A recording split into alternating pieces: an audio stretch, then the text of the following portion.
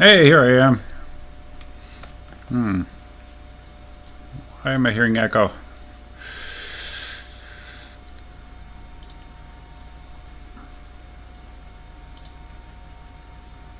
Okay. I'm hearing myself twice. Why is that?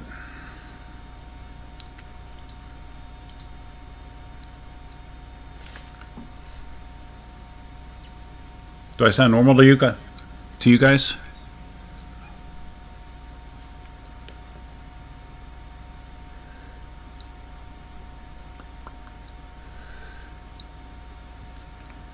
Okay. Well, if I do this, do I still sound normal? Why am I coming through my headphones? Just give me 1 second here, guys.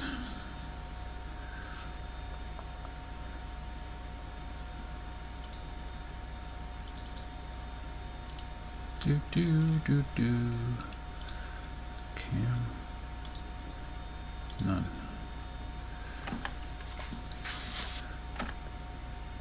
Hello.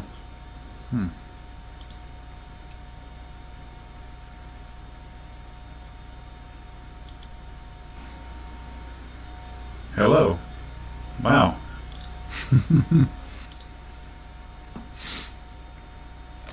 Okay.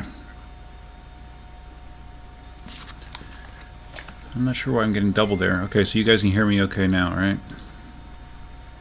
I assume. Should be able to hear me just fine.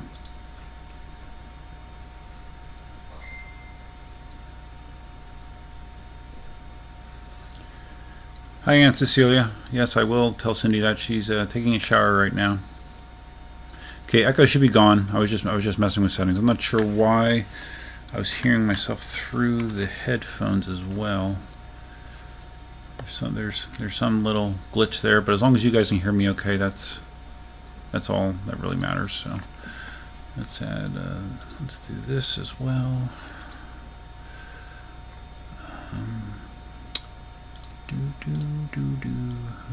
We'll throw that in there too.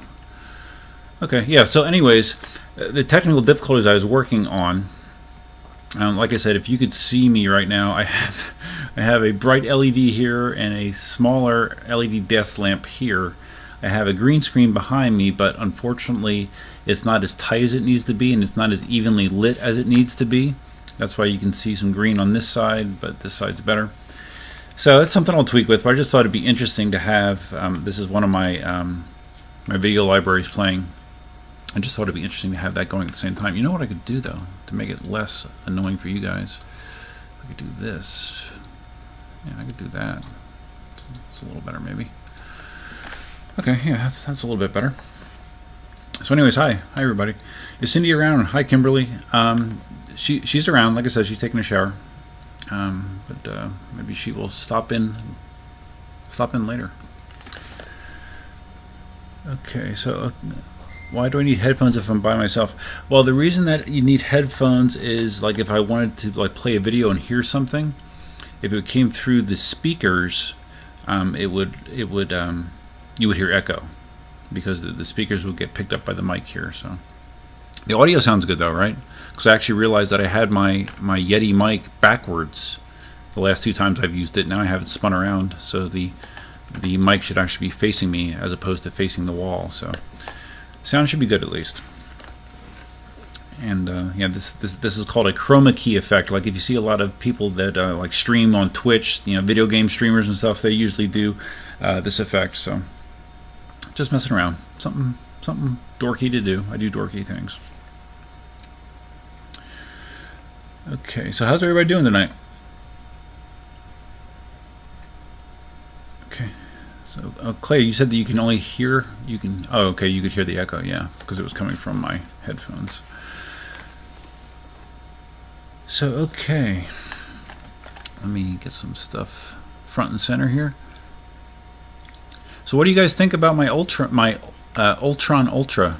I don't know how many of you have seen that video. I received that was the mystery vehicle the last time I had a live stream. That was my mystery vehicle that I did not reveal, and then I've revealed it since then. And you know, I had some annoying issues early on, and you know, there was a lack of documentation and that kind of stuff. I had to figure out a lot of the stuff myself as far as how certain things worked. But my contact over at Component Singapore, Elvis, has actually been helpful. He got me, you know, information to figure out most things. And then, of course, I had the annoying problem last weekend where I wound up pushing it not 1 day but 2 days when I ran it out of battery. So yeah, that was kind of funny. Kimberly, so Kimberly, remind me where you live. And you got an 18XL. Congrats. The video that I'm uploading right now to YouTube actually is on my 18L.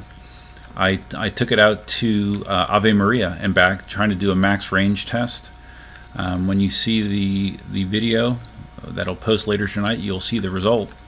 But yeah, I never actually tried to do a maximum range test on the 18L, so I wanted to see just how far I could go. But of course, I had Cindy ready to pick me up if need be, so it was an interesting ride. We'll say that. Okay, so Kimberly lives in Chattanooga, and Radio Rob's in Detroit. Oh goodness. Oh, it's probably freezing in Detroit, and I'm sure it's not exactly warm in Chattanooga. Yeah, riding an EUC in the rain is not fun. I mean, you can usually do it. You know, most EUCs are pretty water resistant, but it's not a lot of fun. And depending on what you're doing, it can be a little bit dangerous too. Okay, so Clay is asking, what mode do I use in my GoPro? Yeah, it's Super View.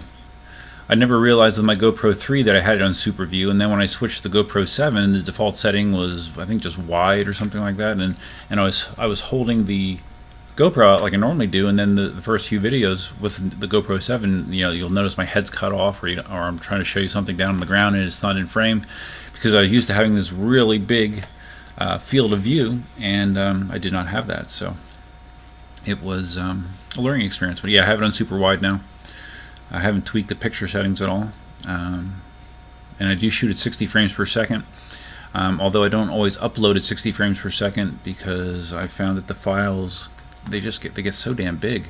Like this video today, it's 25 minutes, and I actually did it at 30.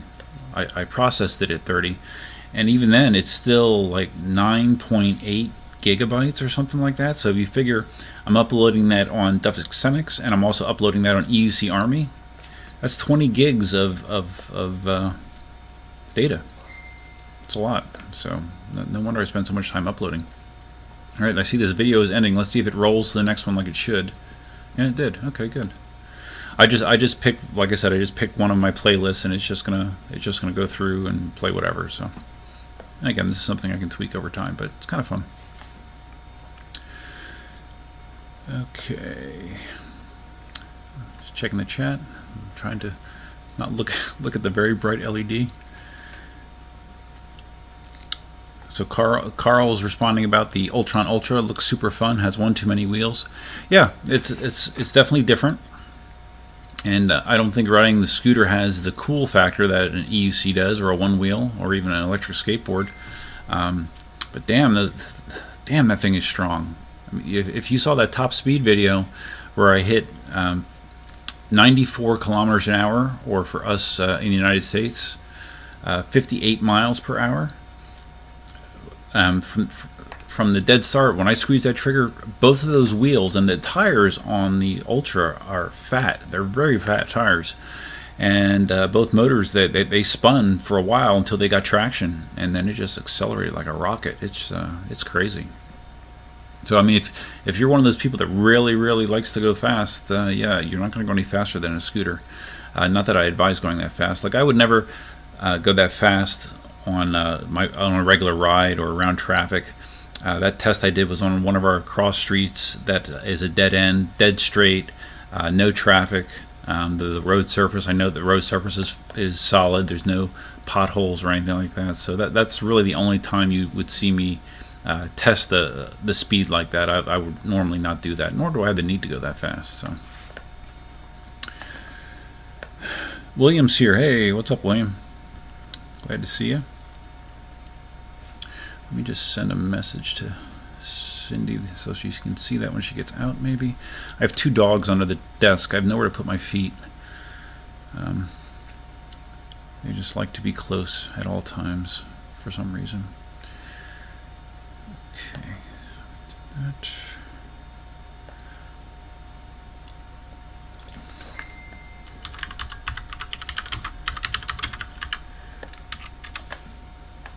Okay, just letting her know. All right.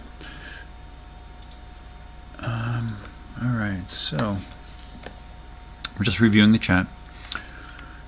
And Cecilia had more snow in Illinois. I feel bad for you. That does not seem like a place I would want to be living right now.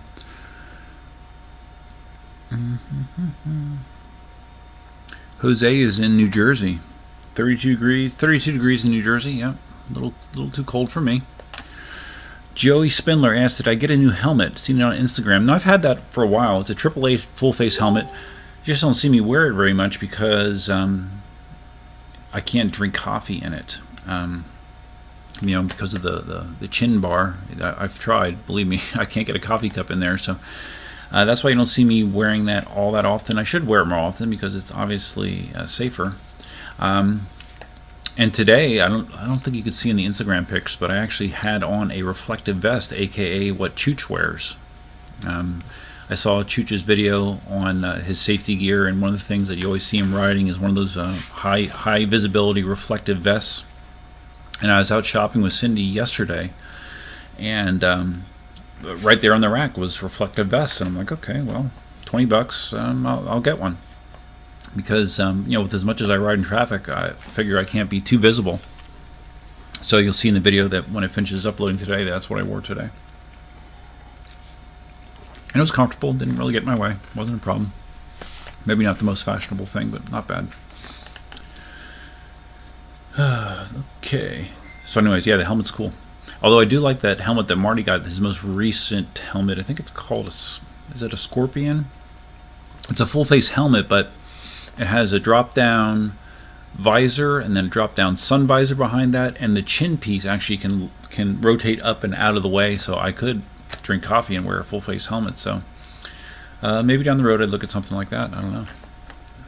Just been trying to cut back on my PEV spending, but it's always a battle. Jose, a Gotway Nikola or KingSong 18XL or M Super? Well, a Gotway Nikola is not available until March, I believe, and that is one of the things I actually have in my notes, that there was a video of, I think of those Russian guys again. Oh, no, I'm sorry, not the Russian guys. It was Kuji. Kuji somehow got invited to ride the Nikola. So yeah, I was going to talk about that some more. Nikola looks okay. It has, I mean, a Nikola versus an M Super MSX. I mean, it's kind of 6 of one, half dozen. Hey, I just did the same hand motion I did in the video there. It's kind of 6 of one, half dozen of another because it has the same power plant as an MSX. It's just, I think it's just a matter of visually what you like more. I think the Nikola is certainly more visually active than the MSX. I think the MSX has a more subtle look to it. Probably a more dated look as well. I think the Nikola looks more modern. So if you're going between those two, you know, assuming that the Nikola is okay, I would never want to buy the first one, just to make sure that there's no glaring Gotway safety problems with it. But I think visually the Nikola is cooler looking, personally. So, and then as far as an 18XL, I mean, an 18XL, KingSong build quality is on another level than Gotway. Gotway is definitely better. They've definitely been doing a better job, but it still does not compare to a KingSong as far as build quality goes, in my opinion. And the 18XL, you know, I loved it. The guys in New York loved it. Chooch loved it. Marty loved it. Marty's getting one. Last time I heard, he's actually getting one, so he obviously liked it. And the guys in Northern California, I believe they had it. I don't know if they still have it, but they had it, and their reports were all good as well. I mean, it's a very, very solid wheel. It's not as fast as an MSX. Top speed will be somewhere around 31 miles an hour, but that's awful fast on an EUC, and more than I need to sustain for any period of time. So, cost-wise, you're going to probably be very, very similar between the two. So, I mean, I'm at the point of my life where I appreciate something that's well built and has a quality feel to it, and I think the 18XL probably has an edge in that department. So. If I could only get one of those free wheels, I would probably get an 18XL. That's just me.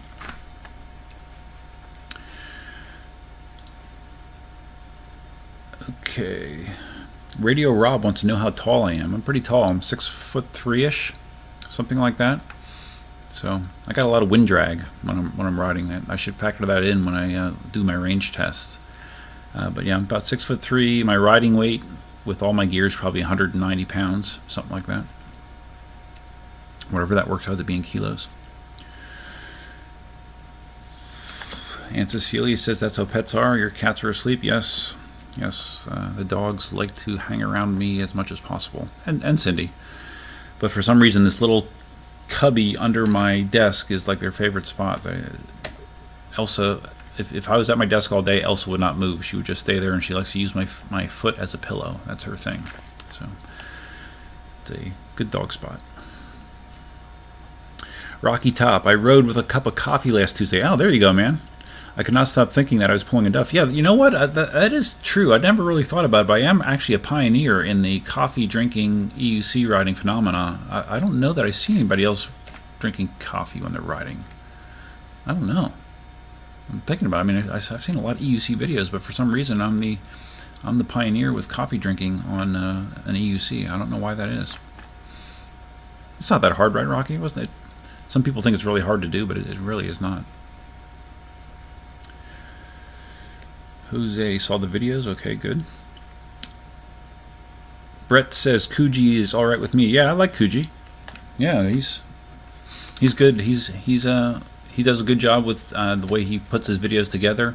They're usually pretty quick and concise. You know, some people like it. You know, a lot of people like quick videos because no one has time for anything nowadays.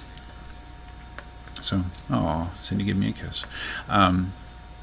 Yeah, he puts in nice, quick videos. It might not have the detail that some people are looking for, but he gets his point across, and he's obviously a very skilled rider. So, yeah, I like Kuji's videos, and I thought his video on the Nikola was pretty good as well. I did not see a problem with it. Nice earring. Let's see. Do I have an earring in? I don't know. But does it look like I have an earring? Maybe you're seeing the lettering on the chair behind me.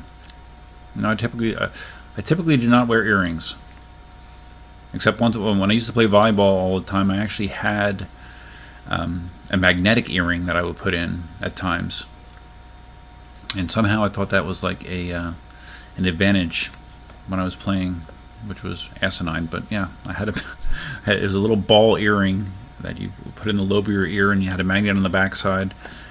And to be honest with you, it hurt quite a bit. It made my ear go numb.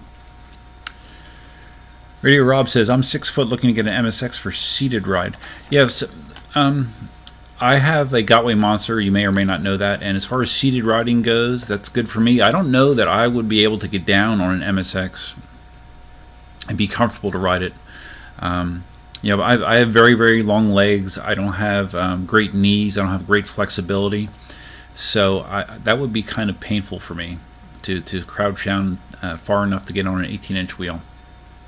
But some people like I've seen Chooch, like he can get down on probably a 14-inch wheel and ride it around in seated position like that. I know he used to do it on his ACM. So yeah, but I'm not comfortable bending down that far outside of the Monster, and even then it's a little shaky. You're going to bed, Aunt Cecilia? Okay. Thanks for stopping in, as always. I appreciate it. Daniel Montenegro. I noticed eWheels has removed all Ninebot products from the website, including the Z10. No shit. Really? Let me look. That's interesting.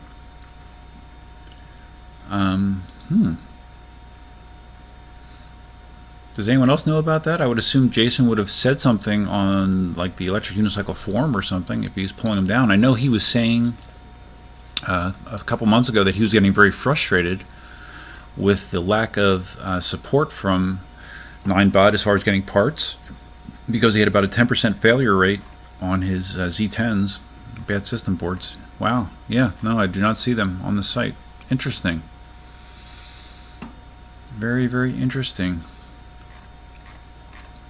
Yeah, if anyone else knows anything about that, I'd be curious to know what happened. But if I was to fathom a guess, I would say that it's probably because of bad support. Because I know when the Z10 was announced, Jason had said that he was very interested in like getting, really establishing himself as a Ninebot seller, because he felt like he kind of missed the boat with the Ninebot 1 series, the E Plus and all them. So he was looking forward to doing it on the Z10, but I have a feeling that sentiment has changed. Wow, that's interesting. So in the U.S., let's see, well, where else would you buy a Z10 from in the U.S.? I'm not sure what other Ninebot dealer. Well, there's Ninebot US, ninebotusa.com or something like that. Let me look it up. That's very interesting that he is not selling them anymore. That is very interesting. Yeah, ninebotus.com. Let's see if they have Z10s on there.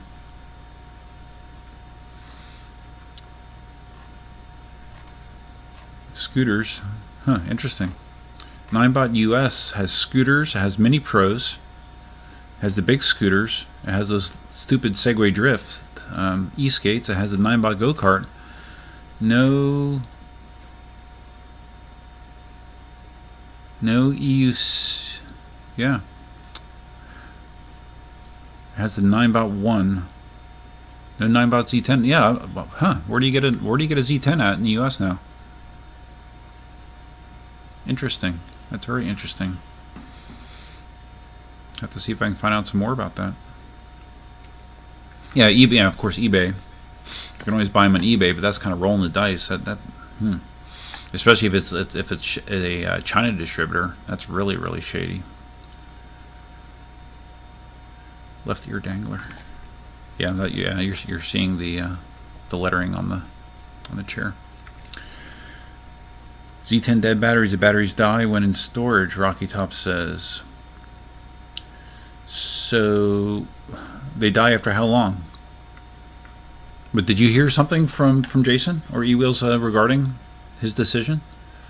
I had not heard about the dead batteries.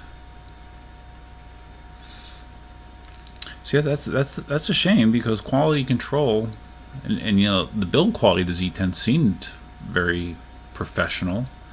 I remember Chris Yim's teardown of the Z10. The internals all looked very solid.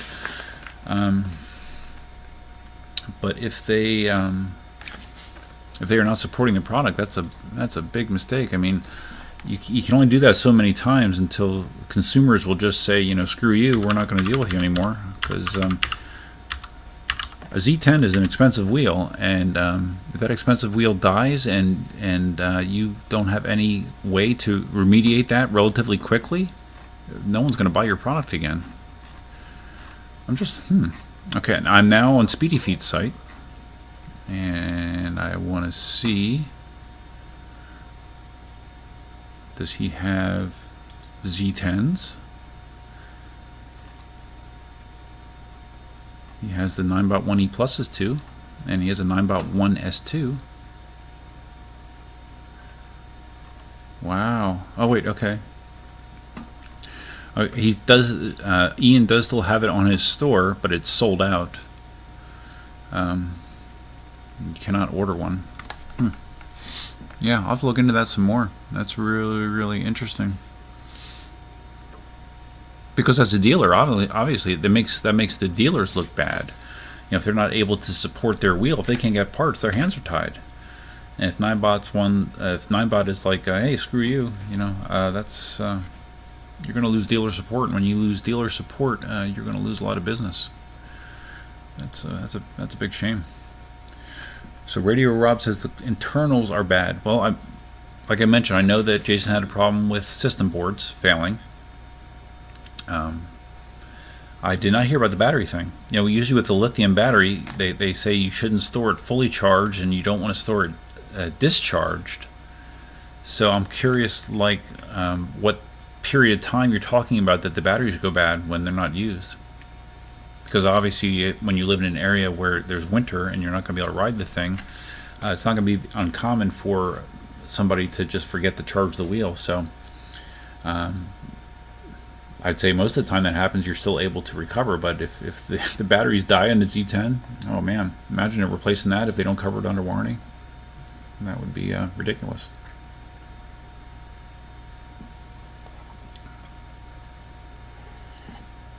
So Rocky Top says, okay, so you heard that Jason was removing them.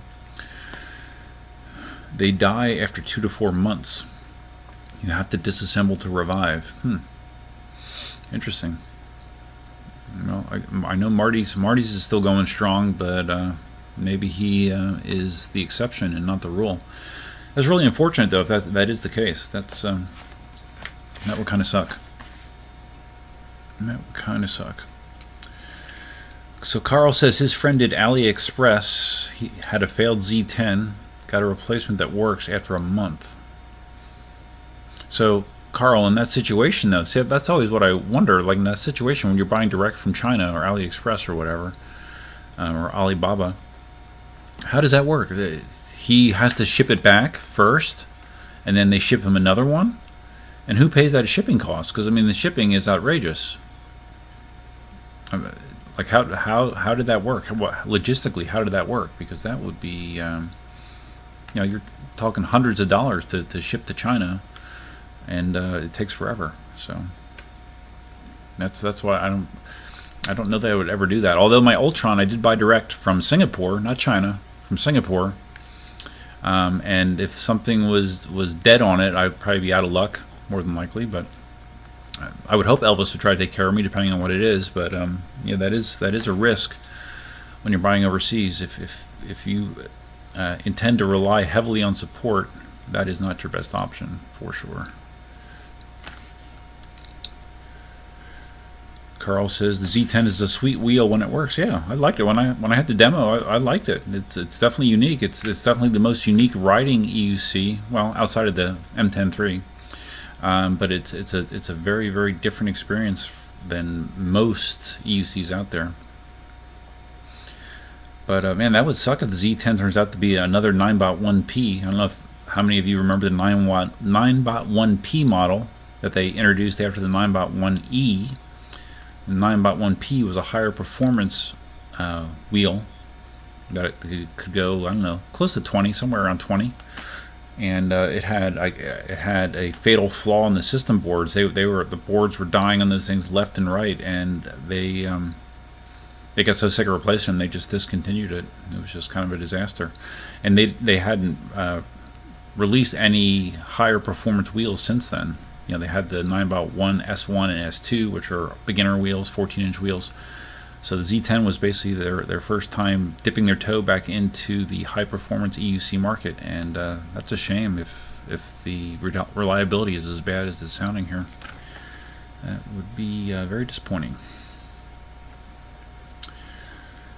So Rocky Top says regarding the Z10 batteries that you have to keep the charge up. Okay, so I mean, generally speaking, that is the consensus, that you can't let a lithium battery run down to zero, but it should take a while for that to happen. I wonder if there's something that's causing them to discharge quicker, maybe. So I guess it could be prevented if you got a reminder on your phone, hey, recharge your Z10, every week or 2 weeks, something like that. But yeah, it should not be that severe that the pack is destroyed and you're done. That's no good.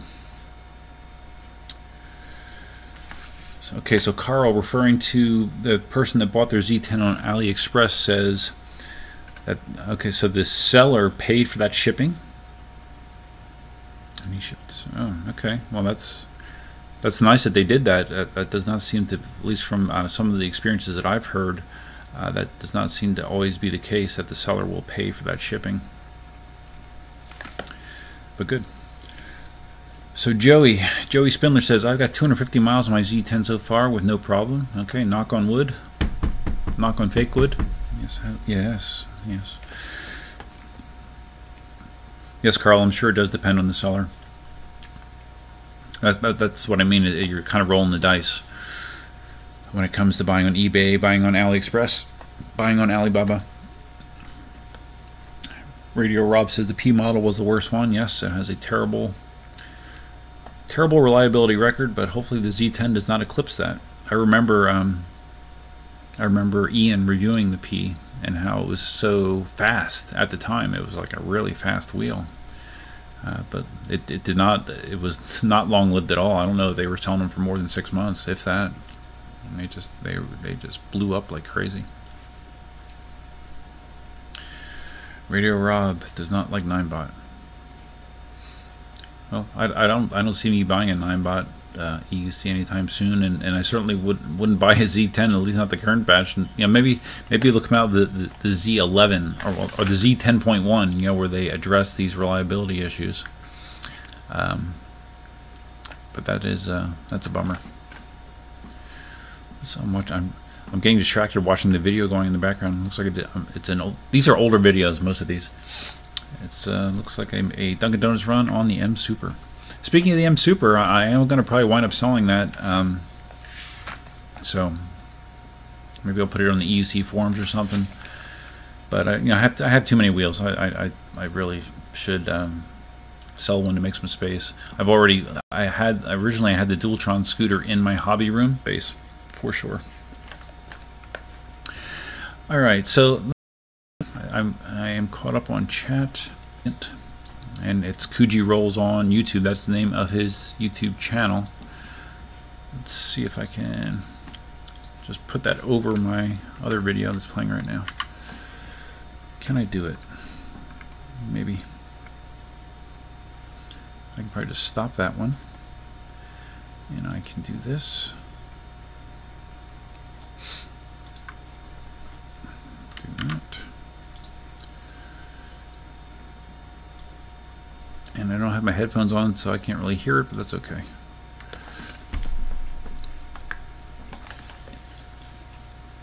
And I'm not going to really talk because I don't think you guys can really hear me when this kind of stuff is going on. I don't believe so.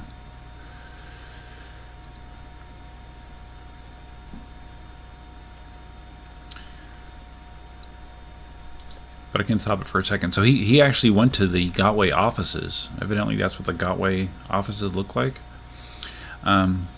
Here you can see just how this is something that I've commented on. I think Marty's commented on just how fat the top of that thing is because of the integrated trolley handle. I mean, that's just trying to carry that thing. I mean, unless you're a rock climber, you're going to really struggle to carry that thing for any appreciable distance.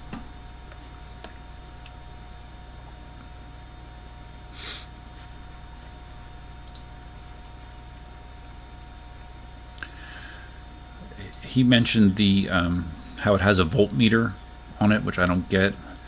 That mean it's nice to have the voltmeter, but I think you should have a voltmeter and a battery indicator. Maybe it will. Like maybe the LEDs on the side can also show battery level. Maybe, but if your only option for reading battery level is that voltmeter, I think that's a mistake. So we'll see. And then here you get the interesting side profile. It's funny, before I saw a comparison of the MSX and the Nikola, and the Nikola looked even bigger than it does now side by side of the MSX. It doesn't look quite as monstrous as I thought it did before. So yeah, I mean, of those three wheels there, I think it's clearly the best looking wheel, without a doubt.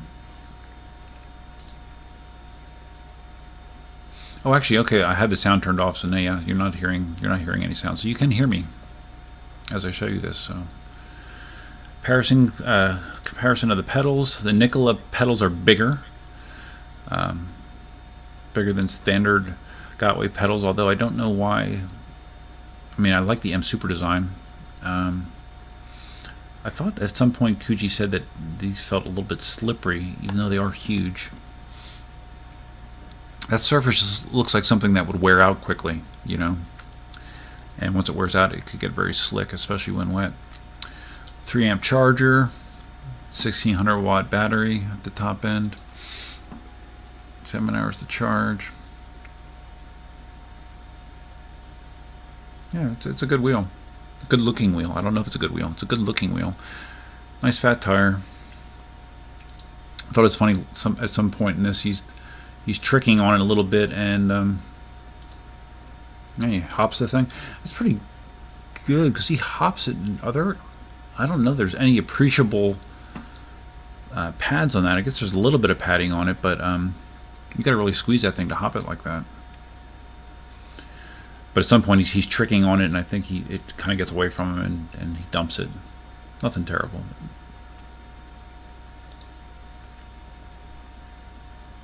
But yeah, this whole video is like 6 minutes long, so it's not that long. Big tire should be good for off-roading. The pedal height, the pedal height for as big as that wheel appears to be, the pedals seem kind of on the low side, don't they?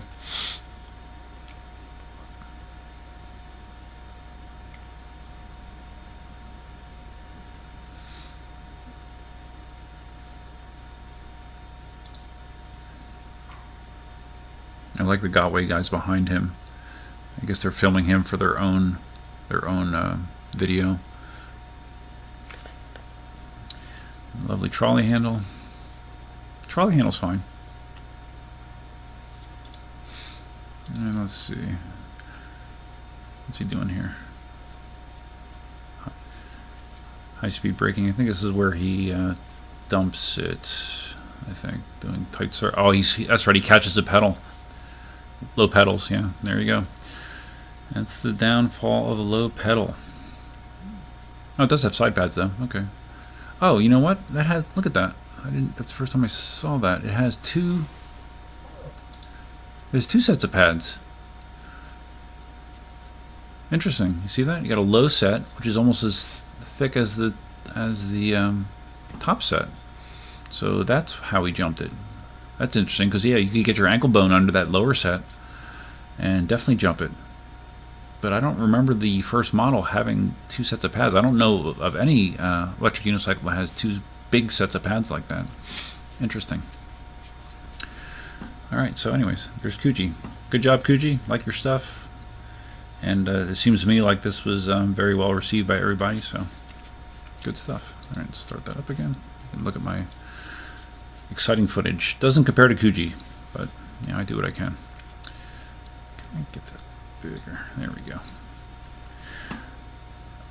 Alright, so Daniel Montenegro says, I was waiting for the 2nd generation of the Z10, but doesn't seem likely it will be on e-wheels for sale. Yeah, it certainly doesn't seem it. If he pulled it down, I'd be very surprised to see it come back.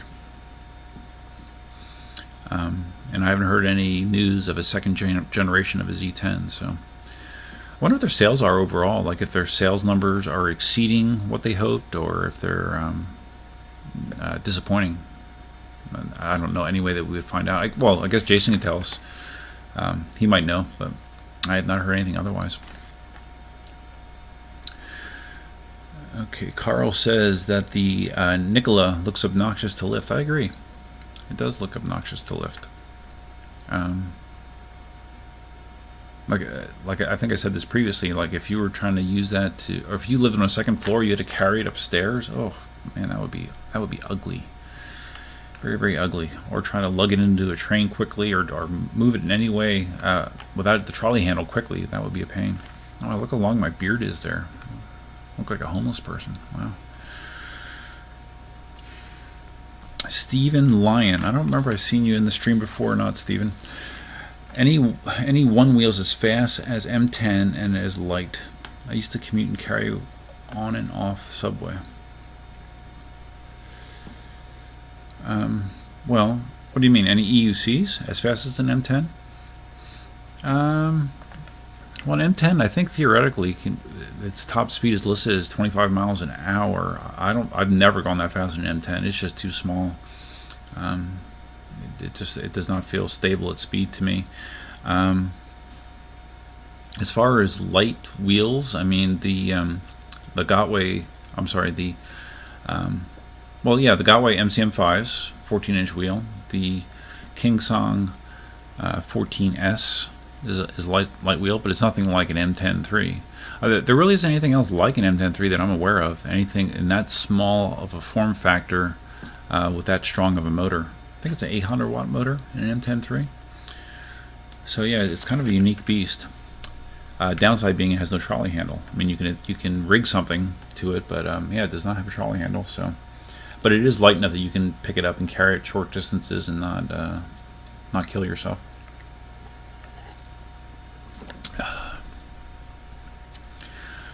Rocky Top says, I am sure that if Ninebot fixes the problem, e-wheels will sell it again. Yeah, maybe. I don't know. How do you know that it's fixed? You know, it's bad enough that they had the system board problems, but then throw on battery problems on top of it? I don't know. It becomes more trouble than it's worth for Jason at some point, and it sounds like it might have crossed over that point. I wonder if Ian's had similar problems. I haven't heard him say anything about having a lot of problems with the Z10s that he's sold, but yeah, maybe, I don't know. Maybe Jason got an overly defective batch. Alright, so let's look at my notes here. How crazy, okay. Obviously, if you've been looking at my channel, you've seen a lot of scooter content. You know, first the Ultron 2 EX Limited, and now the Ultron Ultra. And yeah, as I was YouTube, you know, since I watched a lot of scooter videos leading up to buying one, it suggests other scooter videos. So one of the things that got suggested to me was something called the Weeped, which is another South Korean. South Korea is real big into making scooters because that's where Dualtron's Mini Motors and Dualtron is based in South Korea. And then we had these Weepeds. I don't know if anyone's heard of these, but supposedly they cost as much as a used car. They're kind of crazy. Let's see if I can get that. Let me get this video up.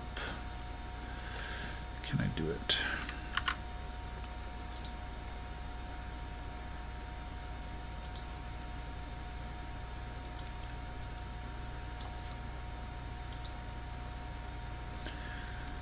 Okay, got sound off. Okay, so you can hear me. They have an array of 4 LED lights there that rotate down, almost like old Corvette headlights. They rotate down, and you turn them on, they rotate up. They're probably enough to blind you when you're facing them. But yeah, just take a look at these things. You know, crazy LEDs. Performance-wise, they might have 2,700 watt motors in them. It's insane. I mean, look how bright those headlights are. It's just like, it's crazy. And they're obviously cruising at vehicle speed. Definitely not a Chinese knockoff design. It's something totally different from what Dualtrons use as well. It reminds me almost of the Dualtrons coming out with a new top of the line model called the Dualtron X, and this reminds me of a Dualtron X. It's good to see the guy's wearing a helmet. He has some sort of backpack that's going doing all sorts of color cycling, so he's very visible, obviously, and he's going very fast. So yeah, that is called Weeped. I think that their channel on YouTube is actually called Weeped, W-E-P-E-D. If you want to see this whole video, check it out. This whole video is basically them just ripping up the street and just looking insane. But higher end scooters, I mean, they have not only incredible motors, but the higher end Dualtrons, for example, they have ABS brakes. You know, anti-lock brakes on a scooter. It's crazy. It's crazy. But then the cost is crazy as well.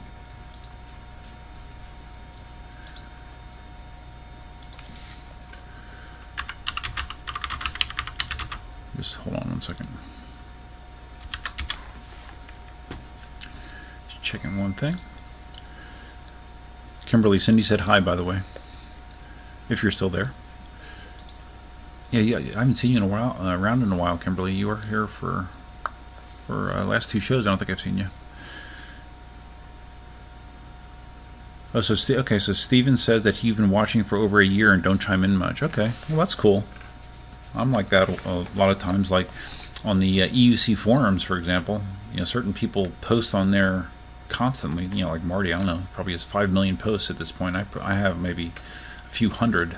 I digest things, but I'm not always apt to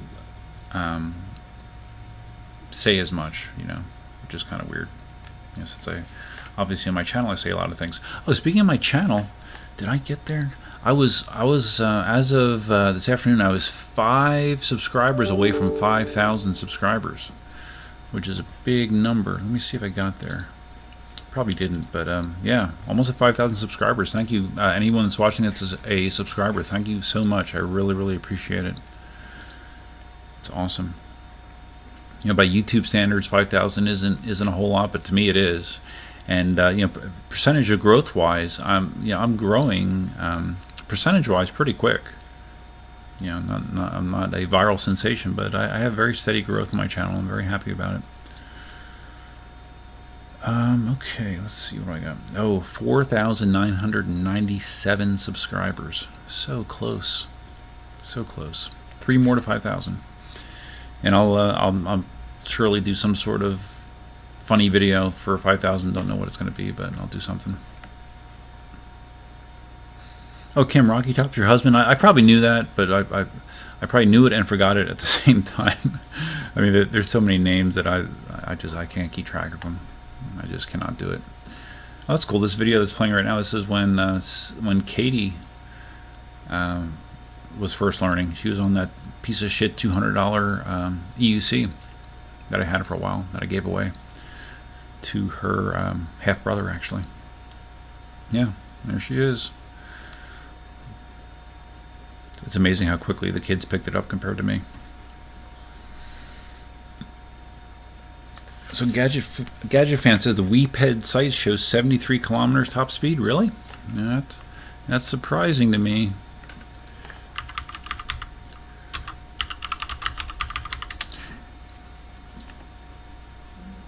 Oh, okay, see a Pinterest site that shows that, but it shows the power. That doesn't sound right. 4,500 watts of power? Nah, I can't believe that it doesn't go faster than that. If you saw my speed test on the Ultron, I did 72 with just using one of the 1,600 watt motors. So yeah, I bet maybe they have to be conservative in what they list. There are some scooter manufacturers or dealers that will intentionally say that the speed is less just to avoid legal complications, because certain places you can only have an electric device that goes up to a certain speed. Sometimes you'll read that like they actually put a speed limiter on the scooter that will limit its speed, that you can easily remove yourself. But yeah, it's a very common thing.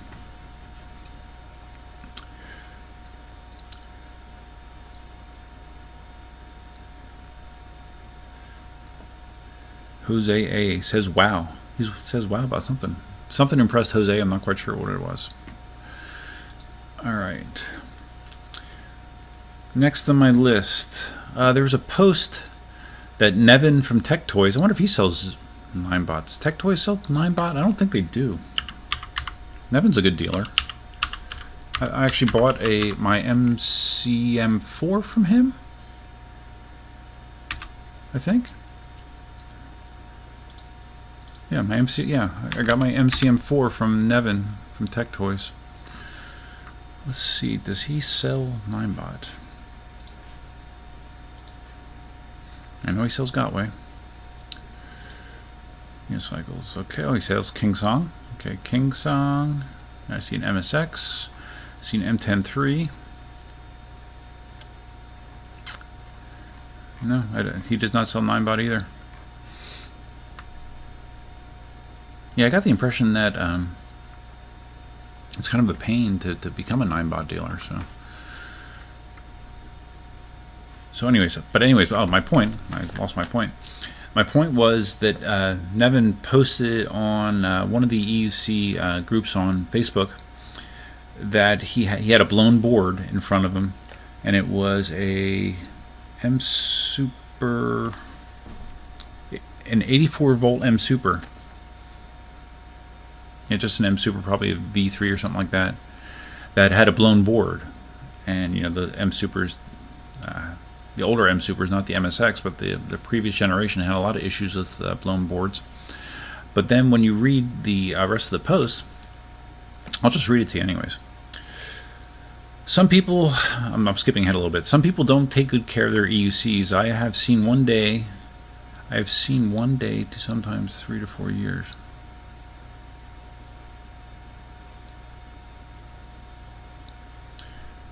Okay, I'm trying to make sense of this. Some have EUCs that look brand spanking new even after 2 years of everyday use, while others wash their EUCs completely down with a high pressure washer and destroy their brand new toy in one day. In parentheses, don't do this.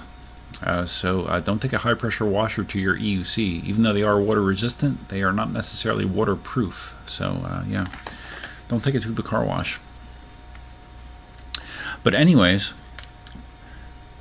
this M Super that he had in his shop with a blown board, it had, supposedly, this seems crazy, 18,000 miles on it.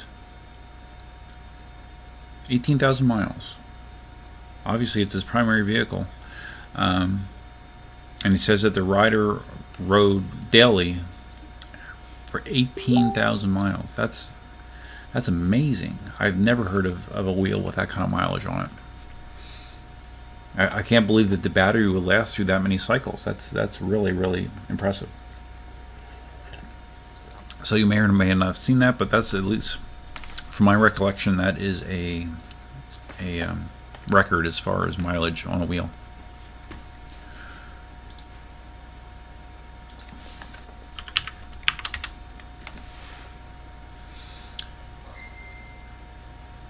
Seeing if I can get Cindy in here. I might have to. She hates this LED light, so I might have to. Yeah, that's better. That's a little better.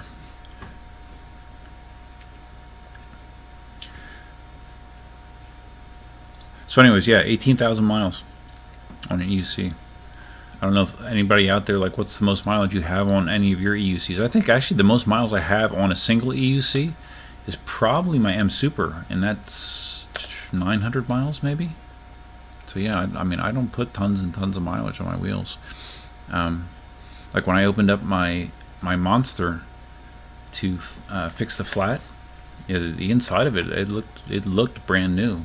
You know, because my riding conditions, it's dry. I hardly ever ride through rain. I don't ride in dirty conditions normally.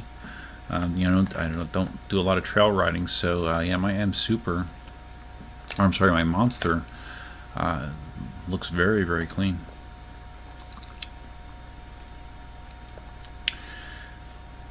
Okay. Oh, let me check. Just hop back here and chat for a second. The fat unicyclist has retracted his message. Well, that's okay. I wish I could do that more in real life. If I say something stupid, if I could retract it, I'd love it. I'm surprised that Hunka's not in here. No Hunka. It's too bad.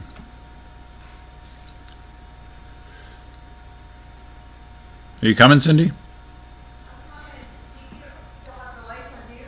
Yeah, well, do you want me to turn off this big LED? I can turn it off for now.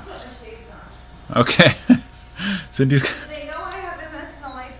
Yeah, Cindy doesn't like bright lights. She's gonna look like Casey Neistat. She's gonna have you don't need the headphones right now.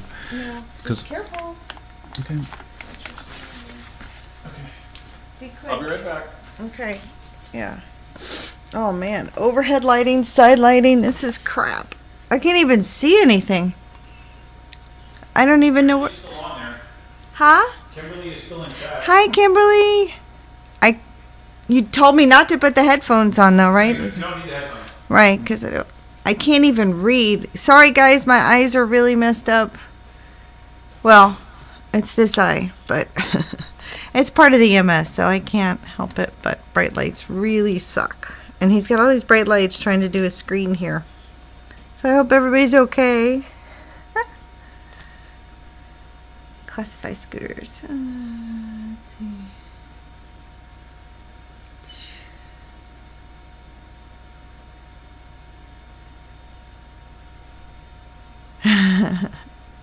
I'm just catching up reading everything. Let's see, what are you guys talking about?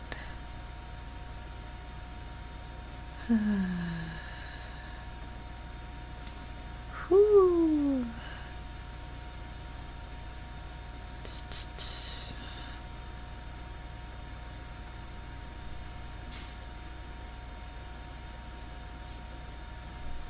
Nobody's talking to me, so. Are you sure? Yeah, I'm reading the chat thing. Well, remember, it's on a delay.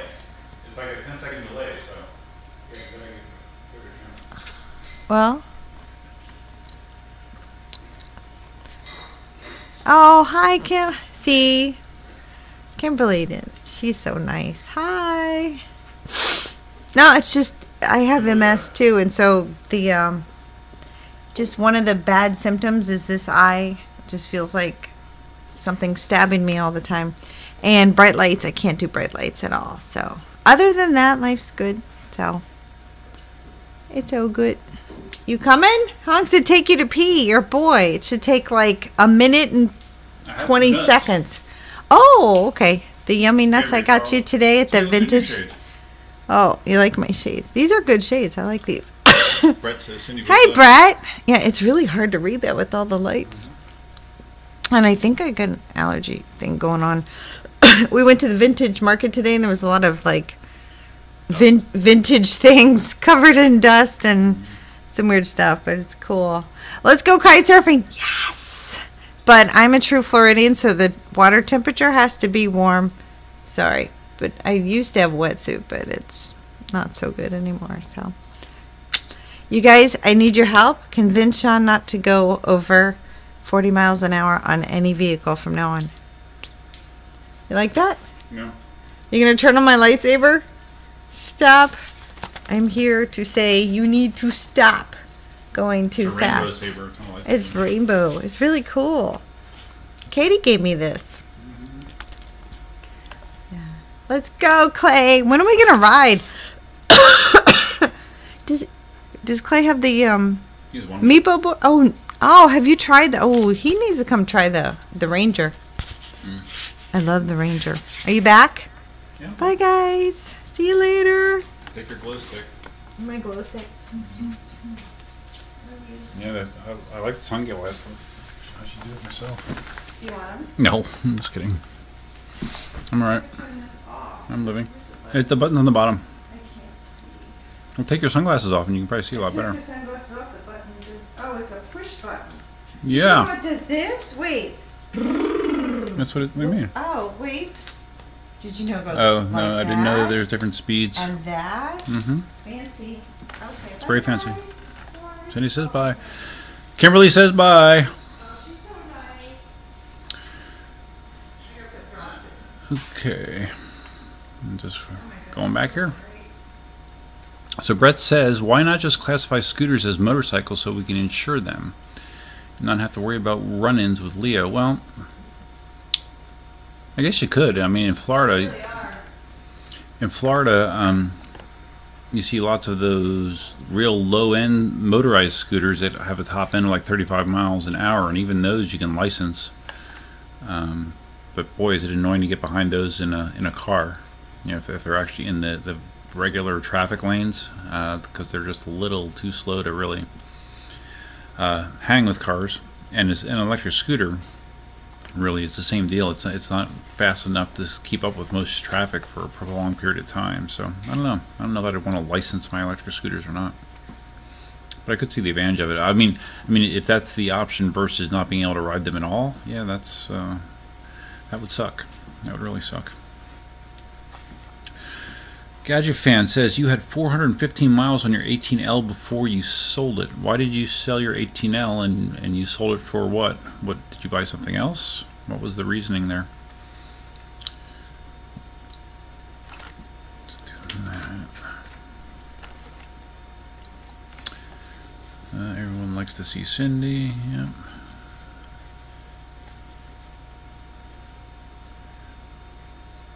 So Brett, you're talking about kick type scooters? What do you mean, license a kick type scooter? I'm not sure. I'm probably just misunderstanding. I've been known to do that.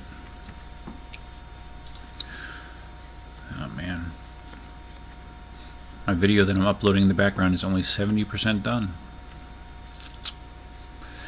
Okay, so let's see, what else do I have here on my show list? Again, it was talking about the Ultron and the top speed, 94 kilometers an hour. It's an interesting experience. The big question that I get asked by some people, because some scooter people have found me, because obviously I've been doing some scooter videos, is, why would you want, a Chinese, knockoff scooter, basically, which the Ultra is. If you look on AliExpress, if you look on Alibaba, you'll see a bunch of scooters with a very similar construction. And I would say basically it all comes down to just bang for your buck. I mean, if you do not have a price sensitivity, then I would say absolutely get a Dualtron. There is definitely a large difference between the Dualtron scooter and the Ultron as far as fit and finish, as quality components. And you can tell that the Dualtron is a better made scooter. That being said, is it almost double? Is it worth double the price? I mean, the raw performance specs on the Ultron are very similar to the Thunder, the Dualtron Thunder, which I mentioned in one of the videos. Is I think eWheels is selling it for $3,800 or $3,900. The Ultron, including shipping, was $1,700. So it's just, I don't know. I guess it's a matter of what's important to you. If money is not a consideration, definitely get the best. Get the best out there. You pay a premium, but you're getting a very quality product for that money. If you're just looking for just some more bare bones thrills, and you don't necessarily have as much money to spend, maybe something like this is more up your alley. There's definitely pluses and minuses to it.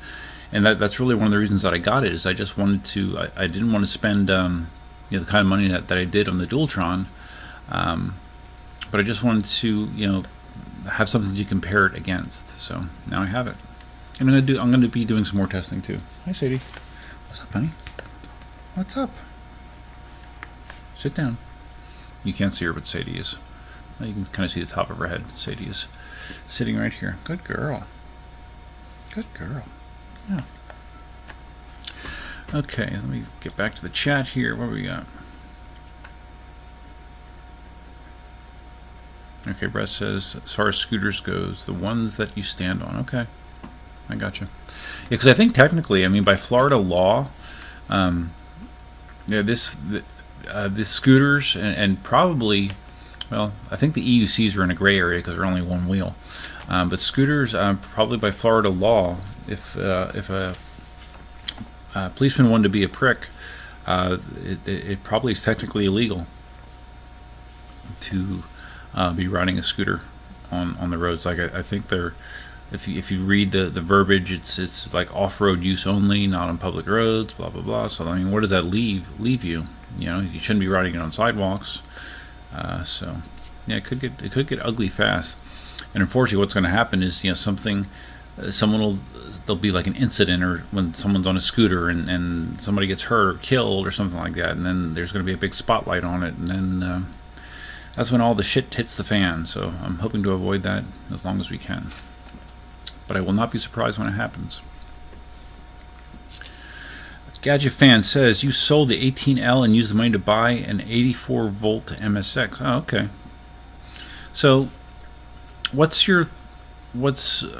your opinion? Like owning the 18L and then going to the MSX? Because I've never ridden an MSX. I know a lot of people that have them, but I've never ridden one. Are you happy with that decision? What did you think of the quality difference between the 18L and the MSX? MSX can definitely go faster. I've heard multiple people talk about going 40 miles an hour or even into the low 40s on an MSX, whereas an 18L will only get you to 31 or so.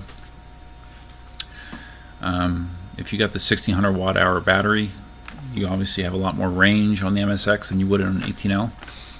An 18XL would probably beat you range wise, but not speed wise. So yeah, I'm curious if you're happy with that trade. And how much did you sell your 18L for? I'm curious what the used 18L market is like. Okay. Yeah, sitting in front of these lights, it gets a little hot too, I've noticed.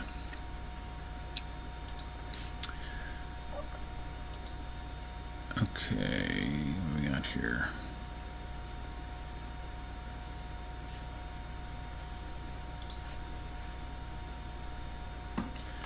Okay, so the only other thing I have in my notes is I've gotten some comments on the videos.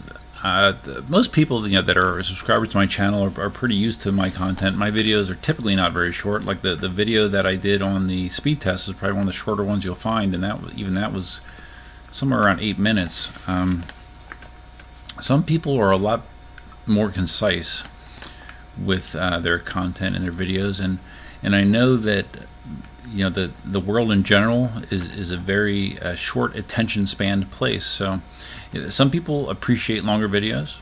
I know that I appreciate them usually, as long as it's something that holds my interest. But a lot of people, they'll see a video is more than 10 minutes long and they'll be like, I don't have time for that. So, and I am conscious of that, believe it or not. I do try. I edit out a lot of stuff. As long as my videos are sometimes, I still do edit out a bunch. But I have been trying to become less verbose, believe it or not. But it's not always easy. I don't know. Just for whatever reason, when I'm trying to convey my thoughts on things, I tend to get more lengthy in my answers. And some people appreciate that, some people don't. So I don't really know what the point of that was in my notes, but I threw it in there for some reason. So. Yeah, and that covers my show notes. So Gadget Fan says, so you don't have an MSX. Okay, so Gadget Fan sold his 18L but does not have the MSX yet. So how long have you been waiting for that? You said that you're supposed to get it the 3rd week of February. That was the other thing that I really liked about my purchase of the Ultron, was from the point that I paid, I got it in 3 weeks. That was kind of nice, because I can't tell you last time. Let's see, what's the last wheel I bought from eWheels that they actually had in stock? Maybe the Monster. Yeah, I think the Monster might have been in stock. Yeah, I think that was in stock, but every other wheel that I've and like Inmotion, the Inmotion V5Fs that I bought, those might have been even before the Monster, but those I think were in stock as well. But anything recently, it seems like it's the stock's not on hand, or it's back ordered, or there's like a waiting list, and I don't know that I've gotten anything in less than 2 months, sometimes 3 months, depending on what it was. So it was nice to be able to turn that around pretty quickly. Oh.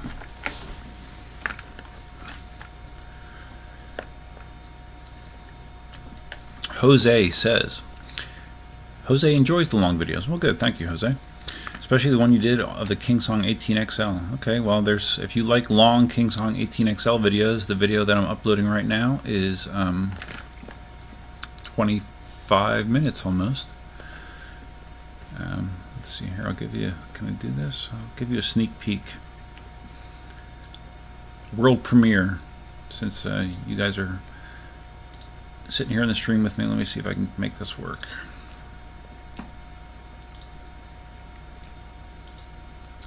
I don't have a favorable headwind now. Your device is low battery. Not very well. Looks like it's playing back slowly. Please charge it. No, there's sound with that too. I think I gotta get off.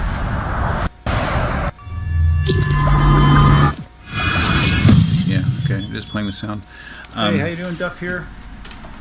Happy Sunday. Getting out for a little bit of a late ride. So, like I mentioned, I was wearing my Chooch vest today. Different than normal. Yeah, it looks like processing-wise, I have too many things going on. I'm uploading a video to YouTube, trying to play this locally. I'm streaming. have on my streaming at the same time, reflective so I vest think that I just picked up. I'm kind of I going saw crazy with my video, usage here. you know, when he talked about his 50% CPU safety usage. gear, and one of the things that It's you a little want to see him high. wear is a safety vest. Video card's And I not just working happened hard to at be all at though. Rural King yesterday. So anyways, yeah, this is what I wore Bought some today. Safety vests on the Carhartt rack, and Do I have any picked one video up for $20 controls? No, and figured, yeah, why not? You know, when I'm going to be doing an extended I ride, don't think I do. better safe than sorry. Can't be too visible, so got one. I don't on, have a see how it goes. stop-start on this, so I'm going to take the 18L. I'm just going to kill it. But anyways, yeah, that's Gonna today's try video. something It's that uploading.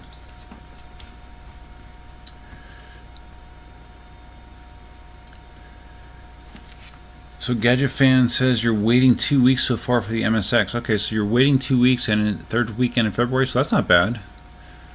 So a month, yeah, that's acceptable. Yeah, hopefully it shows up on time.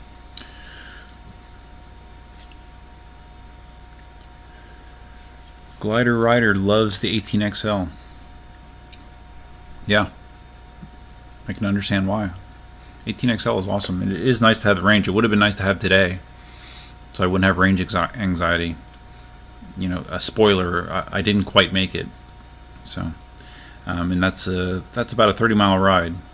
So, with an 18XL, since it has about a 50% bigger battery pack, I would have been able to do that ride no problem. I actually, when I had the 18XL, the demo unit, Cindy and I, Cindy rode the Ultron, I rode the 18XL out to Ave Maria, and you know, we even rode around the town a little bit and rode back, and I still had no problems with battery. So I don't have, the only wheel I have that has a big battery pack is the Monster. The Monster has the 1600 watt battery in it, so that's really my only ultra cruising wheel, and it's a perfect wheel to do that. You know, I have the seat option, nice big tire. It's very comfortable on the open road, but I don't really have any other ultra cruising wheels. So if there's anything I regret about the 18L is I didn't know about the 18XL. If I knew the 18XL was coming, I probably would have just waited and not gotten the 18L, to be honest with you. So, but I do love my 18L. Just wish I had a little bit more battery. And I do remember hearing something about Jason possibly offering like a battery upgrade deal with an 18L, but the cost was it was at least to me just way too much money, a lot more than what the price difference is between a new 18L and an 18XL. So I'd have a hard time fiscally justifying that. I think I'll just ride the Monster if I need to go far, or the Ultron. Barros Charkley says, I don't remember who originated the quote, but there was a director who was asked, how long should a movie be? And he responded, how long is it good? That's how long your video should be. Okay, well that's a good quote. One of the guys that I watch all the time, one of my favorite guys on YouTube is Casey Neistat, and he does an incredible job of putting diverse content in a small time capsule. You know, a long video for him is 12 minutes or whatever, and I love his stuff. And there's a lot of guys like that. You know, like I mentioned earlier, Kuji is good at getting a more concise package to consume. But everyone's different. I mean, obviously everyone approaches a situation differently, and this is the way that I seem to get my point across. Some people like it, some people don't. You know, I had a comment on my video about the drone incident at Yellowstone Park, which is only like a 10-minute video, like a 10 or 11-minute video, which is pretty good for me, where I talk about me getting prosecuted for flying a drone at Yellowstone Park because a park ranger saw my YouTube video, and I was prosecuted solely based on that YouTube video, for those of you that have never heard that story. But anyways, I got a comment on that video. He says, oh man, too long, I fell asleep, man. And then then he goes back and posts a second comment and says, oh man, and you pled guilty, what a tool, basically. And you know, just you can't please everybody, that's for sure. You know, if you're trying to make videos to to put out there what you think other people are going to like as opposed to what you like and what you're comfortable with, more than likely it's not going to be very good content. So I do what I do, and people that like it, great. People that don't like it, I'm sorry to hear that. But I am almost at 5,000 subscribers. So that's cool, huh? 5,000. It's funny, there must be something else going on in YouTube again. It's so... You see people, if you watch a lot of YouTube creator videos, you'll see people complaining about the AdSense program all the time, where it's just so up and down and inconsistent with the ad revenue that you get. You know, like my views are up and the view time is up, but for whatever reason, the AdSense money for this past month is like down 20% or 25%, something like that, just out of the blue. YouTube just changes their policies in the background without telling people, and you hear people complain about that all the time. But it's, you know, this isn't my living. It's just something I do for fun, so it doesn't bother me that much. But it is kind of weird the way that they go about handling certain situations like that.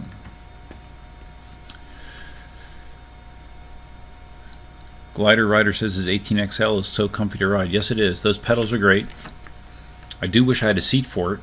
I am kind of thinking about maybe fabricating. I have some very dense foam that one of my 3D printers came in.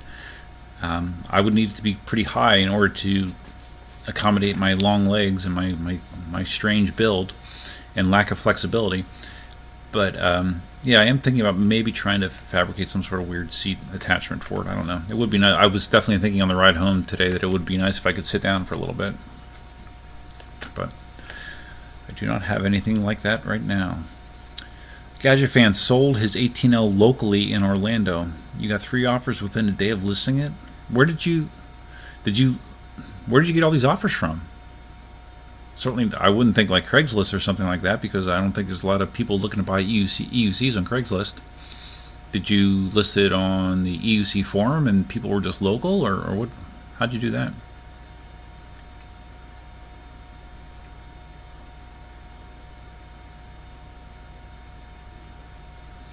Oh, okay, so you got 3 offers. You probably got 3 offers on the forum, but then you sold it locally for $1,100. Okay. Well, yeah, considering if you would have to ship it, then that's probably a wash, or you might actually come out a little bit ahead selling it locally. It's weird how the background changes depending on my position. I definitely am going to have to get a real... They make these screens that they're like old-style projector screens, where it comes in its own case, and you just... extend it up, and it's tight, it's taut, you know, because there's wrinkles in this backdrop behind me, so that's why you're seeing the inconsistencies and stuff. So I think I'm going to definitely need to look into doing something like that. The XL is great on steep hills. Yeah, the 18XL has a lot of power. Just the top end is not what an MSX is, but power-wise, it's very smooth. It's very smooth to accelerate. It's very smooth to decelerate. And you know, riding that today, it's such a contrast to the violent behavior that I'm used to riding that Ultron scooter. If you have both motors engaged and you just touch that trigger, again, if you saw that video when I was trying to pull out of the driveway, it was like chirping the tires. I was just touching the throttle, and it's so twitchy. You know, the 18XL is very smooth, very refined. I think several times I've made a car reference, and I said it reminds me of like an Audi or something like that. You know. Not a muscle car, but just very, very capable with a high level of build quality. Jose has a 680 watt Gotway MCM4. Oh, the high torque. Yeah, I remember. Yeah, I remember they have the high torque models for that. I think mine was high torque as well. With 2,100 miles on it, really. That's pretty impressive for a 14-inch wheel. Yeah, 18 miles. Yeah, I don't think I ever got over 20 miles an hour on my MCM4. And 18 miles an hour isn't terribly slow. It's slow compared to an MSX or the the latest generation wheels, but it's not terrible.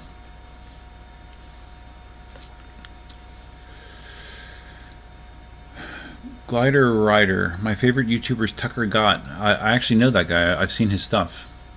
I've seen him like power motor to McDonald's and stuff. Yeah, that's something else. I actually when I watched his videos, I was thinking to myself, oh, do I want to get into power motoring?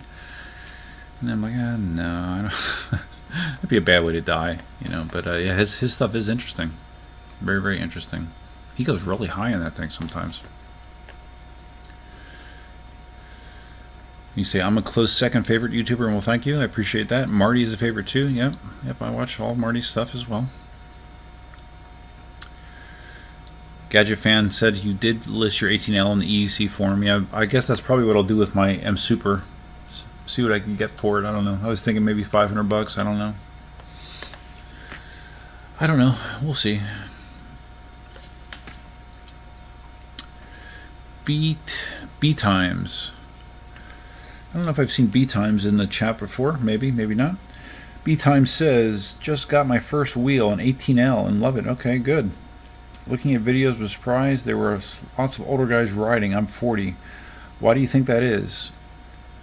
So your point is there's the EUC community is a lot of there is young guys, but there's a lot of older people as well, and I definitely think that's why it is. I think it's a very expensive hobby, extremely expensive, and you know, and since the tariffs have been engaged, it's gotten even worse. You know, there's tons of wheels that are going to set you back $2,000. There's not a lot of people that have that disposable income sitting around, so I think age definitely has a lot to do with that, which is unfortunate because, you know, for EUC to take off, for the EUC hobby to take off, you want more and more people to have access to them. But unfortunately, most things nowadays, the more prevalent they become and the longer that they're out, the less expensive they become, typically. You know, look at computers, for example, TVs. But with EUCs, that has not been the case. They've gone up in price, unfortunately. Like when I got my my M Super V3 at the time, which was, you know, the top tier wheel, it was $1,200. So, you know, now if you want to get an MSX, you'll probably spend more than $2,000. So there's I don't think there's a lot of financially prudent people, you know, nowadays. You hear so much about people living check to check, paycheck to paycheck, and if you're living a paycheck to paycheck, you don't have the money to buy a $2,000 toy, for sure. So the 18L is your first wheel, so I assume that you're riding it well at this point. I'm curious, like, how long it took you. If you review my videos, when I learned to ride on my Ninebot 1E Plus, it was probably about 3 weeks until I was, you know, barely capable to safely, you know, maneuver around other people or you know, minimal obstacles and stuff. I really struggled. It's really funny looking back at some of the things I got hung up on when I was learning to ride. But you know, I learned basically just by watching YouTube videos. I didn't have anyone teach me per se, and that is definitely a limiting thing. Sometimes even you can watch as many videos as you want, but having someone that has experience, being able to, you know, work with you directly, I think has a lot of advantages, which I did not have. Although Cindy didn't really like me trying to teach her, so maybe that doesn't always work. So okay, guys. Well, if you have any other questions, let's throw them in the chat. Otherwise, I'm gonna start winding things down, I think.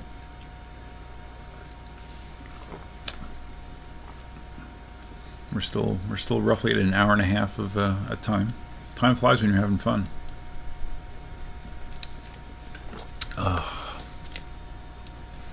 I thought Katie might be in the chat tonight, but she is not. Let's see. I'm trying to see what video are we playing now? Oh, we're at the school with the kids. Yeah, there's a middle school near us that almost every device that I own, basically we broke them in at this school. It's a big wide open parking lot. There's a lot of space, minimal traffic normally, so it's a great place to learn stuff. Very smooth roads. And close. It's about 3 miles from the house.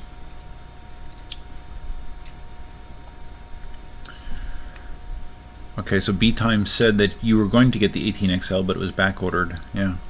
Did you get it from eWheels? I assume. Yeah, let's see what their stock is right now. He has like this spreadsheet that he keeps updated on his site. Well, I don't know how updated he keeps it, but it like lists his stock on things and turnaround times, that kind of stuff. Let's see what we're looking at now. What is in stock? Let's see. He's MCM5s in stock. KingSong wheels. Inmotion V5F. Lots of those. Stock is good. Inmotion V8s. Lots of those. Tesla. Inmotion V10. So the 18L is low stock. 18S is low stock. And the 18XL says arriving February 15th. Oh, that's interesting. It says that the MSX he has a status of limited stock. I'm not sure what that means. Does that mean in stock? Let me see. So let's say, yes, a Gotway M Super MSX, $2,100. So that's a lot of money. Okay, yeah, it does say sold out. Next supply, 3rd week of February. 18XL. What's it say about that? Out of stock, 3rd week of February. So about you're in the same boat.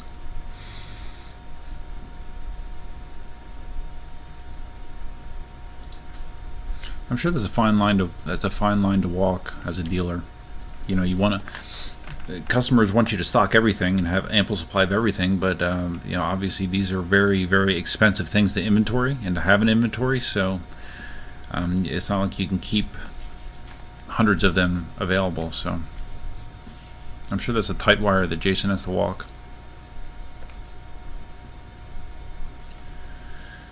XL will arrive the 27th. Yeah, well.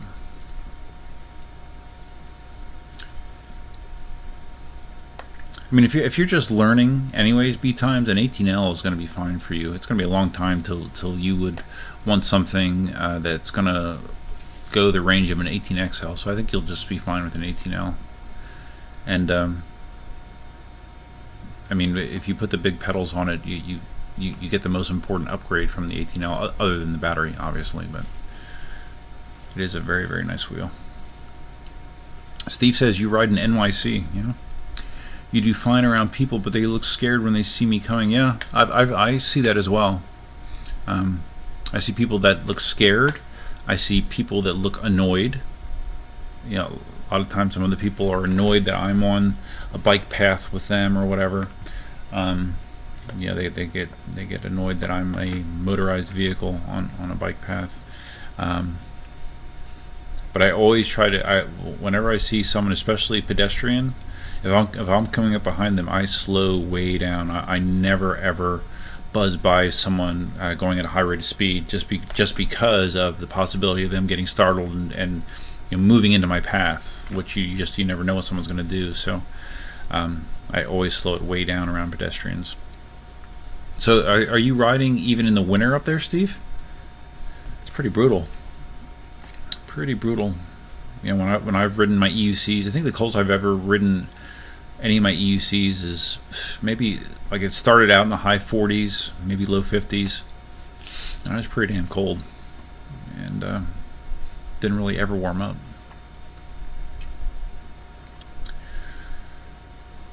Alright. Okay, so you live in Seattle. B Times lives in Seattle. So that's why you got the 18L, because it was available. You're riding in your basement now because it's snowing in Seattle. Okay, well, do you have a good-sized basement? And how is that riding going? Are you able to balance without holding on to something? Or are you still using balance assist from the walls or whatever? But you can learn in your basement, I guess. There's who was it? Was it Cliff Woods? Somebody put a ridiculous amount of mileage learning to ride in their hallway. All they did was they went back and forth in their hallway. It was a very narrow hallway, and so they could actually touch both sides of the walls with their hands for balance. But they learned more or less by doing that, by just going back and forth up and down the hallway. So it's kind of crazy. So yeah, using the same thought process, I guess you could learn in a basement as well. Not very much fun, but if you can balance in your basement going that slow, then you can probably balance in open spaces. So that's good.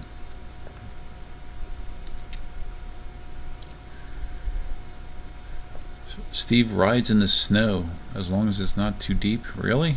Oof. I've seen multiple EUCs riding in the snow. Not something that I'm looking to do anytime soon.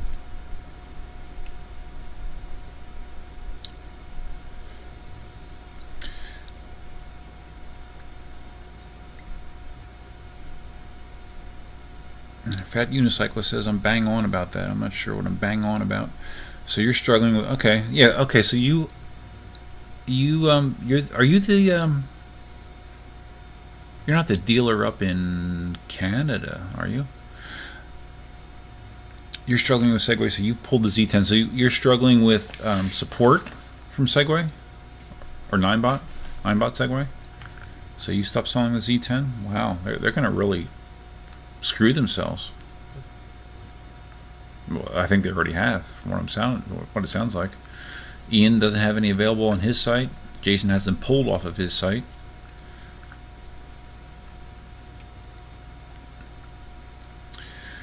People are asking for alternatives. Okay. So you must have been referring to what I was saying about the fine line that dealers have to walk as far as what they can stock versus trying to keep the moderate customer satisfaction, because it's nowadays with everyone having Amazon Prime and getting accustomed to getting anything that they want in 2 days, when you got to turn around and say to someone, oh yeah, thank you for buying your $2,000 EUC, it'll show up in 3 months.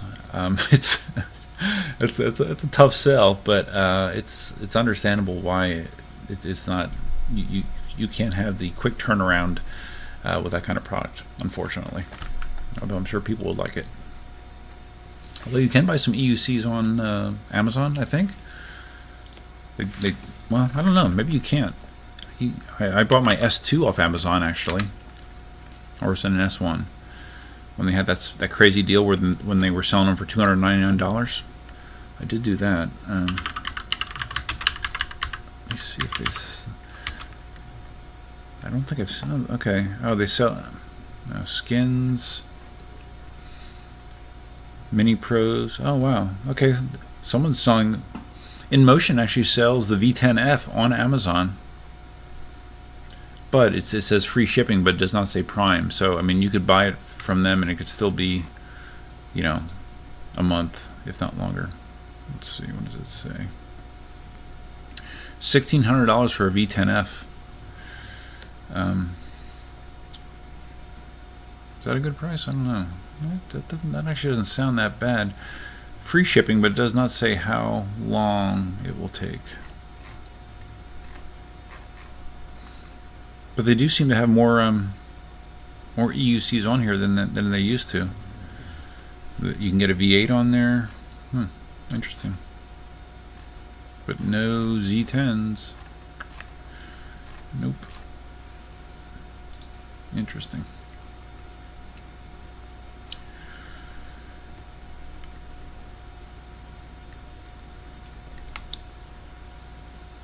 Glider Rider. I can't imagine someone outgrowing an XL, a KingSong 18XL.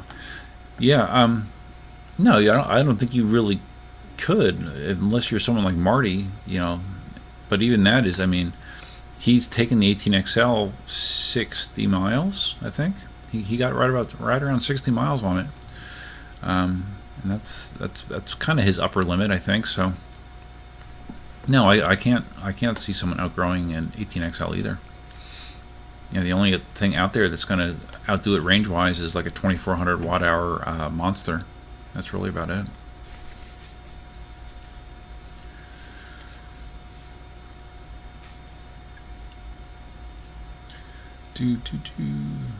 Steven says, in referring to riding around pedestrians, you're conscientious. Good. I'm glad, because everybody definitely is not conscientious. It's a dying art nowadays. So Glider Rider says going postal was the guy that was riding his hallway all winter. Was he also the guy that didn't? Yeah, I think Cliff was. Well, Cliff's going postal. I think he's the one that he bought an M Super, ran it into a door jam, and it popped the board. I think when he was doing his hallway riding. I think I might be a little fuzzy in those details or a little off in those details, but I think that's what happened. Popped the board, and he was very pissed off, and he swore off Gotways after that, I think.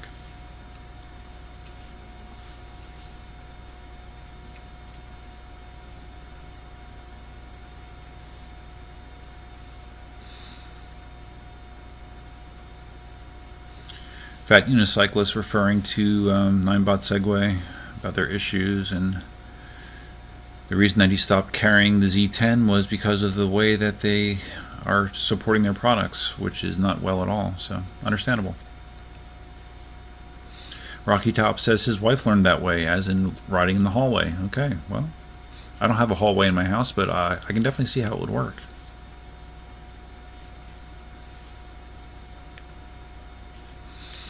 Fat Unicyclist says the other problem with being a dealer, competing with Amazon. Yeah, like I was saying, Amazon sets the bar and expectations that are not, they're just not realistic for a lot of businesses, especially a PEV dealer. Definitely.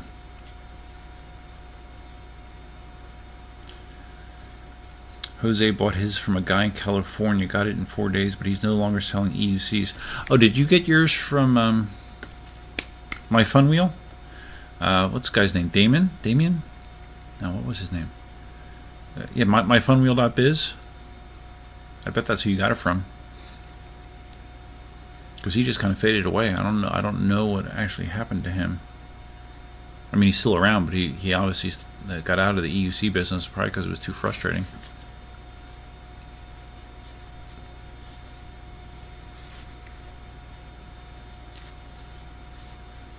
Man, I have a lot of videos. I could probably just stream these things for freaking a week straight. It's crazy. Oh, Going Postal has an KS18S. Okay.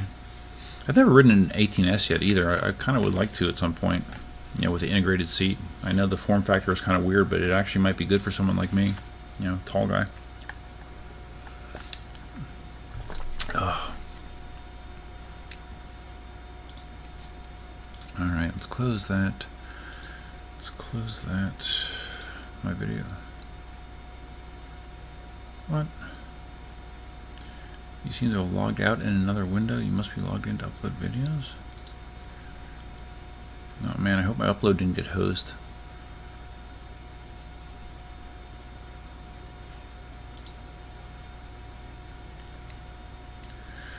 Alright, so B-Time's talking about his basement riding. I only have enough room to go 20 feet and then make a tight turn. Basically, I can go in circles, but I'm learning.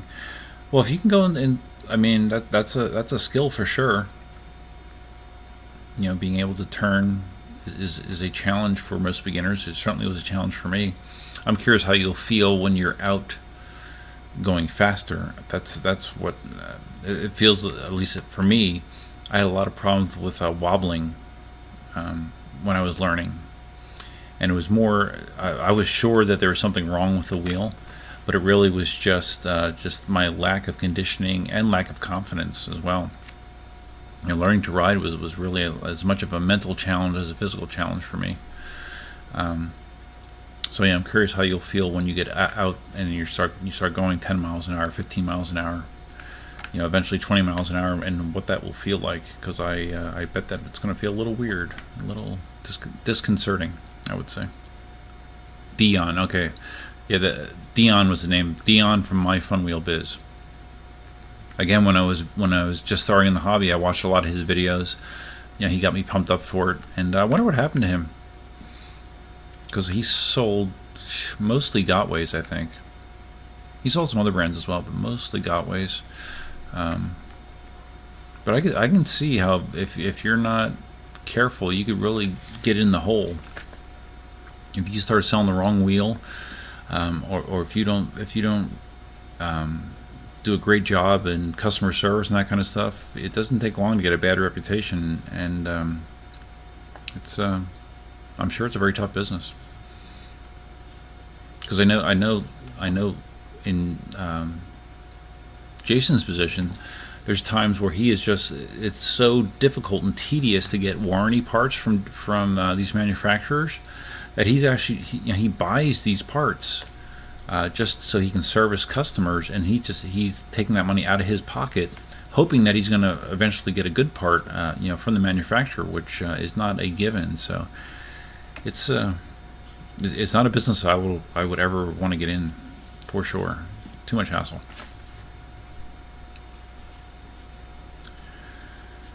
So okay, guys, we're okay. B time, you 40 miles. Top speed 20. You got up to 23. Well, not in your basement. You didn't. I don't think. If you did, that's quite a feat. Yeah, I didn't go 20 miles an hour for a long time. So okay, guys, I do have to go to work tomorrow, and I appreciate everyone that's been hanging in there tonight.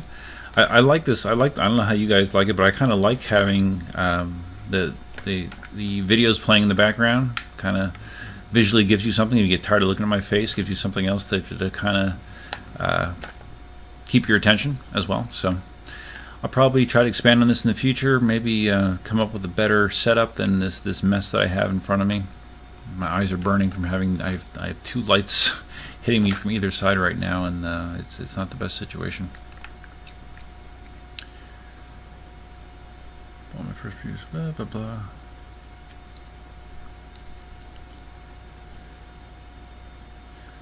Fat unicyclist talking about. Okay, let me just talk about these quick. Fat unicyclist talking about Gotway. Yeah, that is something that Gotway does more than anybody. Is they turn over models like crazy. So I don't know how they are about supporting their older models, but I mean since I've gotten into the EUC hobby, I'm trying to think how many models that they've put out. 8, maybe 9, 10. I can't even keep track. And then they iterate on their older models. You know, you had the M Super V2, then the M Super V3, and then the M Super VS3 Plus, and then the M Super MSX, MCM3, MCM4, MCM5, and they roll their product line over so quickly. Maybe because they're so small, it's easier for them to do that. But compared to the other manufacturers, the way they can release new models is unprecedented. And in some ways that's good, some ways that's bad. Especially quality control when you're looking at the past, some of their past problems. Steve, your M10. Steve said I didn't catch you had an M10 as well. Well, as far as I know, the M10 the posted top speed was 25. I didn't know it would cut off right there. Usually they post the top speed a little below cutoff, but yeah, sorry to hear that. I would never go 25 on an M10 though. No thanks. No thanks. Okay, Jose. Thank you for the compliments. I appreciate it. So anyways, guys, I'm going to sign off and look for that video that I'm uploading to post sometime later tonight.